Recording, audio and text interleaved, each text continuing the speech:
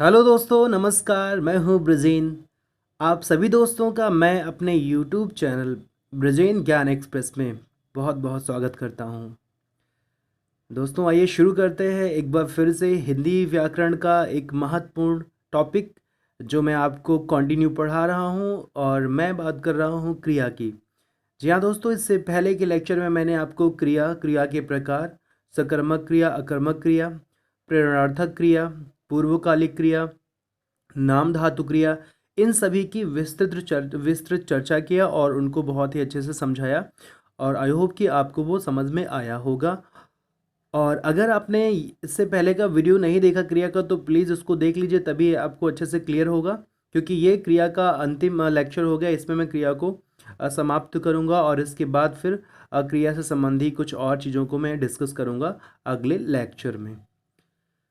दोस्तों, वीडियो शुरू करने से पहले, पढ़ाने से पहले मेरी फिर से वही गुजारिश है कि अगर अभी तक आपने मेरा चैनल सब्सक्राइब नहीं किया तो प्लीज़ चैनल को सब्सक्राइब कर लें। और सब्सक्राइब करने के बाद बेल आइकन, जो घंटी का आइकन होता है, उसको प्रेस करें ताकि आपको नोटिफिकेशन मिल जाए और जब भी वीडियो अपलोड हो तो ऑटोमेटिक आपके पास मैसेज पहुंच जाए। जी हाँ दोस्तों, और वीडियो को लाइक कर दीजिएगा अगर आपको पसंद आता है। आई होप कि पसंद है, क्योंकि हम काफ़ी मेहनत करके आपके लिए वीडियो ले आ रहे हैं और आपकी तैयारी को काफ़ी स्ट्रॉन्ग पोजीशन में ले जाने की मेरी लगातार कोशिश रहती है। उसी का ये एक प्रयास और है जो उम्मीद करता हूँ आपको बेहद पसंद आने वाला है। दोस्तों, तो मैं यहाँ पे चर्चा करने वाला हूँ क्रिया की अवस्थाओं के बारे में। जी हाँ दोस्तों, क्रिया की अवस्थाएं, हिंदी व्याकरण में क्रिया की अवस्थाओं के बारे में भी उल्लेख आपको पढ़ने को मिलेगा। और यहाँ पे क्रिया की 3 अवस्थाओं की चर्चा मैं करने वाला हूँ। जी हाँ दोस्तों, क्रिया की 3 अवस्थाओं का वर्णन पढ़ने को मिलता है। तो वो कौन सी 3 अवस्थाएं हैं आपको सामने नज़र आ रही होंगी। क्रिया की अवस्थाएं मैंने यहाँ पे एक फ्लो चार्ट बनाया है और यहाँ पे सबसे पहले नंबर पे सामान्य अवस्था है, दूसरे नंबर पे विधि अवस्था है, तीसरे नंबर पे संभाव्य अवस्था है। संभाव्य अवस्था क्या है? सामान्य अवस्था क्या है? विधि अवस्था क्या है? संभाव्य अवस्था, इसकी चर्चा हम आगे करने वाले हैं। तो दोस्तों, एक एक को यहाँ पे कवर करते हैं। सबसे पहले हम बात करने वाले हैं सामान्य अवस्था की। जैसा इसका नाम है वैसे इसकी परिभाषा भी है और ये बिल्कुल सामान्य होती है। यह क्रिया की सामान्य अवस्था है। इससे विधान का निश्चय ज्ञात होता है, अर्थात किसी कार्य का होना इससे जाहिर होता है कि कोई कार्य निश्चित रूप से हुआ। और ये जितने भी वाक्य हम सामान्य रूप से बोलते हैं वो सब सामान्य अवस्था की क्रियाओं के होते हैं। जैसे वो घर गया, बच्चे खेल रहे हैं, सभी झूठ बोलते हैं, हम पूजा करते हैं, सूर्य पूर्व में उगता है, सूर्य पश्चिम में डूबता है, आसमान नीला होता है। तो इस तरह का जो एक आप देख पा रहे हैं वाक्य होता है, उसमें जो क्रिया होती है वो सब कैसे होती है, उनको सामान्य अवस्था की क्रियाएं हम कहते हैं। तो बहुत ही आसान है। जो भी सामान्य वाक्य हम बोलते हैं, जो भी सामान्य क्रियाएं हम करते हैं, उनमें जो क्रिया होती है उस क्रिया को सामान्य अवस्था की क्रिया कहा जाता है। दूसरे नंबर की जो क्रिया है वो थोड़ा सा अलग है दोस्तों, इसे विधि अवस्था कहा गया है। इस अवस्था की क्रियाओं की खास बात क्या है? इस अवस्था की क्रियाओं की खास बात यह है कि इसमें आज्ञा, प्रार्थना, प्रश्न आदि का भाव प्रकट होता है।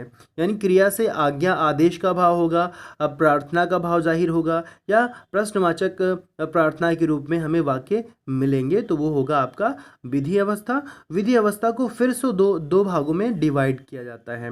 विधि अवस्था को प्रत्यक्ष विधि और परोक्ष विधि के रूप में बांटा गया है। दोस्तों, प्रत्यक्ष का मतलब जो सामने हो, जो हमारे सामने हो, जिसको डायरेक्ट बोलते हैं। तो जो डायरेक्ट है, जो हमारे सामने, उसे प्रत्यक्ष विधि कहेंगे। इसलिए इसमें जो इसकी विशेषता है कि ऐसी विधि अवस्था जो वर्तमान काल में होती है, जो वर्तमान काल में विधि अवस्था है, जो वर्तमान काल में क्रिया की विधि अवस्था होती है, वो होती है प्रत्यक्ष विधि। जैसे वहाँ मत बैठो, अब घर जाओ, क्या हम यहाँ बैठे?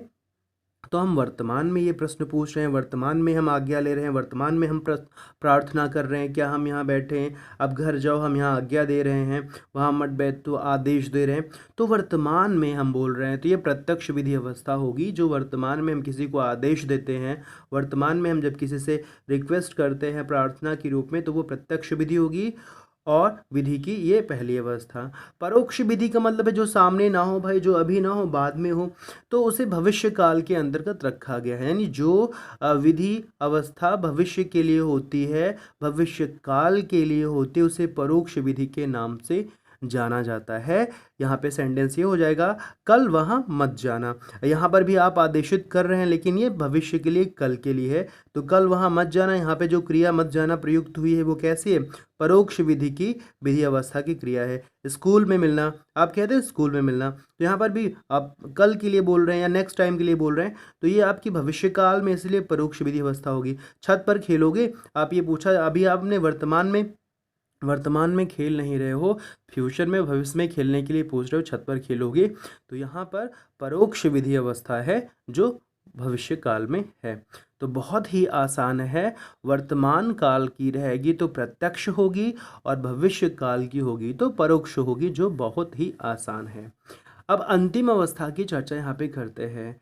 संभाव्य अवस्था, संभाव्य शब्द संभावना से बना हुआ है, तो इसमें अनुमान, संदेह, इच्छा आदि का बोध होता है। भाई जहाँ पे अनुमान हो, संभावना हो या संदेह हो, इस संदेह की बात हो कि संभवतः हो, तो हम कहते हैं कि संभवतः ये हो जाए, संभवतः आंसर की रिवाइज हो जाए, तो ये जो हम बोलते हैं वहाँ पे संदेह होता है, थोड़ा सा हमारा कोई गेस, अनुमान होता है, या हमारी एक इच्छा होती है कि हम ऐसा चाहते हैं, तो इस अवस्था की क्रिया का नाम ही है संभाव्य अवस्था।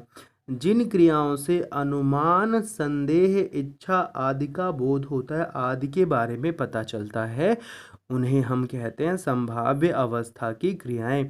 अब यहाँ पे जैसे लिखा गया, शायद हम जीत जाएं। भाई क्या होता है, जब इंडिया मैच खेल रहा होता है तो हम कभी संदेह की स्थिति में आ जाते हैं, तो कहते हैं शायद हम मैच जीत जाएं। तो यहाँ शायद हम मैच जीत जाएं में जो क्रिया प्रयुक्त हुई है उसका नाम है संभाव्य अवस्था की क्रिया। वो पास होगा या नहीं, ये भी यहाँ पे डाउटफुल है, संदेहास्पद है कि वो पास होगा या नहीं, तो संभाव्य अवस्था क्रिया है। तुम कल आओगे या नहीं, यहाँ पर भी संभावना है, क्या नाम है, संदेह है, तो यहाँ पे संभाव्य अवस्था की क्रिया है।